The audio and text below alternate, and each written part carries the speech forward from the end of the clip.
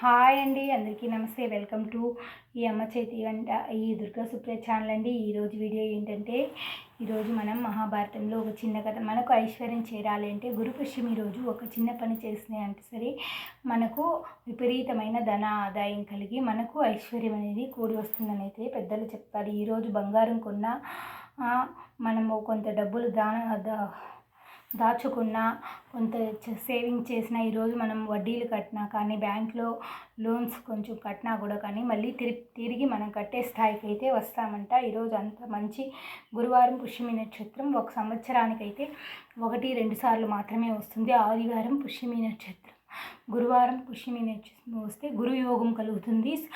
ఆదివారం వస్తే సూర్యుని యొక్క అనుగ్రహంతో ఆ నక్షత్రానికి బలం అనేది వస్తుంది. ఈరోజు ఏ పని చేసినా మనకు అదృష్టం అనేది కలిసి వస్తుంది. ఏ జపం చేసినా, దానం చేసినా మనకు విపరీతమైన రాజయోగం పడుతుంది అని చెప్తారు. అందుకేనండి ఈరోజు బంగారం కొనాలి అనుకుంటారు. మహాభారతంలో మనం ఒక కథ అయితే ఈరోజు తెలుసుకుంటామండి. మహాభారతంలో శ్రీకృష్ణ అర్జునులు ఫ్రెండ్స్ కదండి, వీళ్ళు మంచి స్నేహితులు. హస్తినాపురంలో సాయంకాలం ఈవినింగ్ టైంలో అయితే వాళ్ళు విహారయాత్రకి వీధిలో అయితే ఏం జరుగుతూ ఉంది, పరిస్థితులు ఎట్లా ఉన్నాయి ప్రపంచ పట్టణంలోనైతే చూడటానికైతే వాళ్ళు ఇద్దరు రథం మీద అయితే బయలుదేరుతూ ఉంటారు. అందులో ఒకడొచ్చి ఒక బండ మీద కూర్చొని ఒక బిచ్చగాడు బిచ్చం ఎత్తుతూ ఉంటాడు.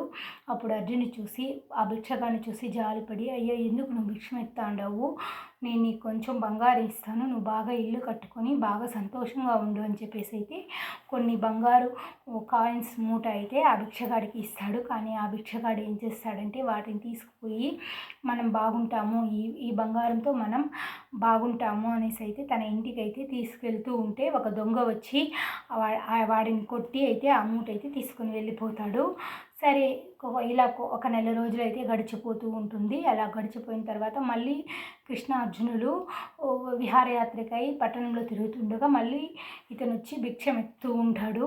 అప్పుడు ఎందుకయ్యా, నేను నీకు బంగారు మూట ఇచ్చాను కదా, నువ్వు దాంతో బాగా ఇల్లు కట్టుకొని బాగా ఐశ్వర్యవంతంగా సుఖ సంతోషాలతో ఉండవని అనుకున్నాను, కానీ నువ్వేంటి ఇలా భిక్షం ఎత్తుతున్నావు అని అయితే అడుగుతాడు అర్జునుడు. అప్పుడు స్వామి, నాకు ఈ ధనం, డబ్బు, ఆస్తి అనుభవించే అచ్చు రాలేదు, నాకేమీ వద్దు స్వామి, నాకు ఇదే ఆ భగవంతుడు రాసుండాడు అటనేసి అయితే అంటాడు. అలా కాదు, నేను ఇప్పుడు నీకు కోట్ల విలువైన వజ్రాన్ని అయితే ఇస్తాను, దాన్ని తీసుకువెళ్ళి నువ్వు దాన్ని ఎక్కడిచ్చినా కోట్లు, నీకు రాజ్యంలో ఇచ్చిన రాజు నీకు కోట్లు ఇస్తాడు, నీకు అన్నీ సమకూరుస్తాడు, అంత విలువైంది అనేసి అయితే తన చేతిలో ఉన్న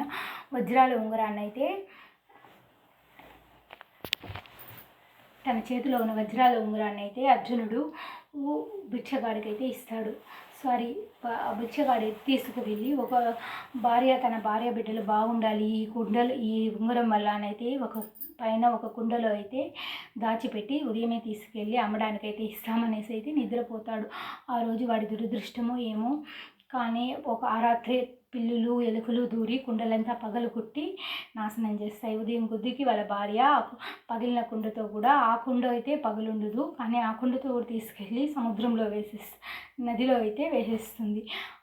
ఆ ఉంగరం అయితే నదిలో కలిసిపోయింది.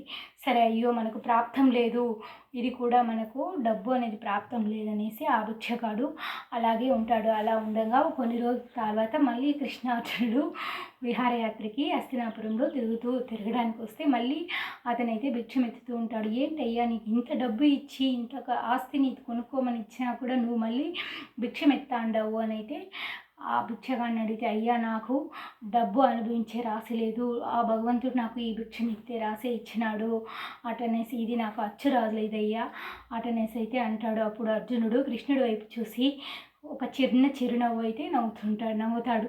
ఏంటి కృష్ణ, ఇంత డబ్బు ఇచ్చినా ఇది నిలవలేదేంటి, ఏంటి అటనేసి అయితే అప్పుడు కృష్ణుడు చిన్నగా నవ్వి అయితే ఊరుకుంటాడు.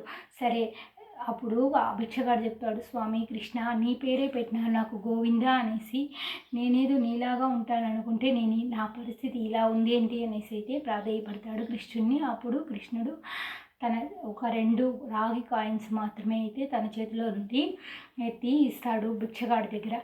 ఆ భిక్షగాడు సరే స్వామి అని చెప్పేసి అయితే వెళ్తాడు. వెళ్తూ ఉంటే ఆ రాగి కాయిన్లే తీసుకొని వెళ్తూ ఉంటే దారిలో ఒక చేపలు పట్టేవాడు.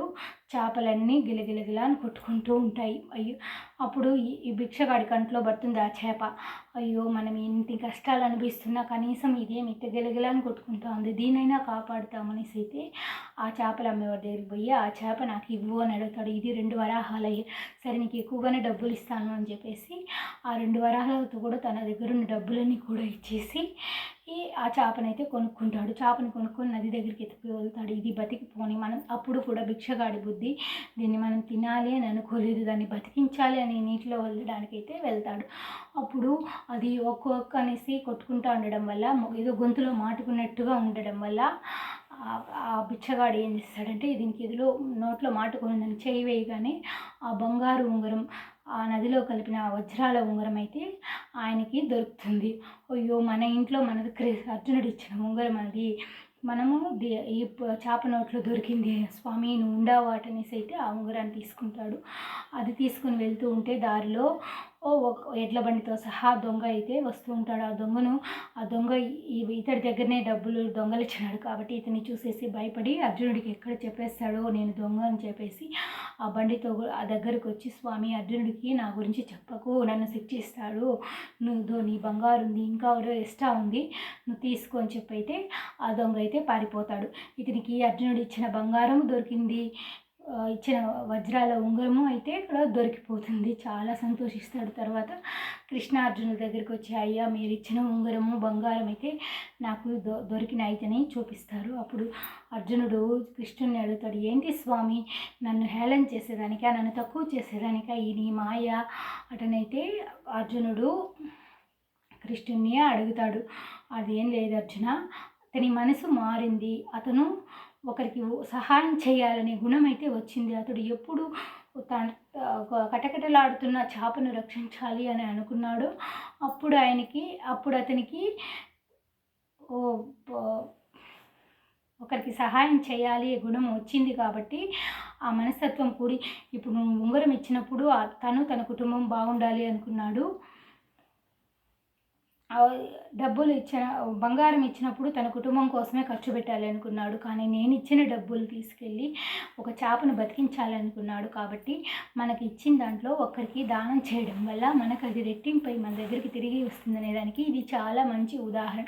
మనకి ఇచ్చిన దాన్ని భగవంతుడు మనం అవసరమైన వాళ్ళకి ఎప్పుడూ ఒకప్పుడు దానం చేస్తే చాలా పుణ్యం అనేది వస్తుందండి. ఇలా చేస్తే ఈ గురువారం పుష్యమి నక్షత్రం ఈరోజు ఈ కథను విన్నా మనం ఈరోజు ఏ చిన్న దానం చేసినా, ఏ పూజ చేసినా, ఏ జపం చేసినా, ఏ వస్తువులు కొనుక్కున్నా అది స్థిరంగా ఉంటుంది.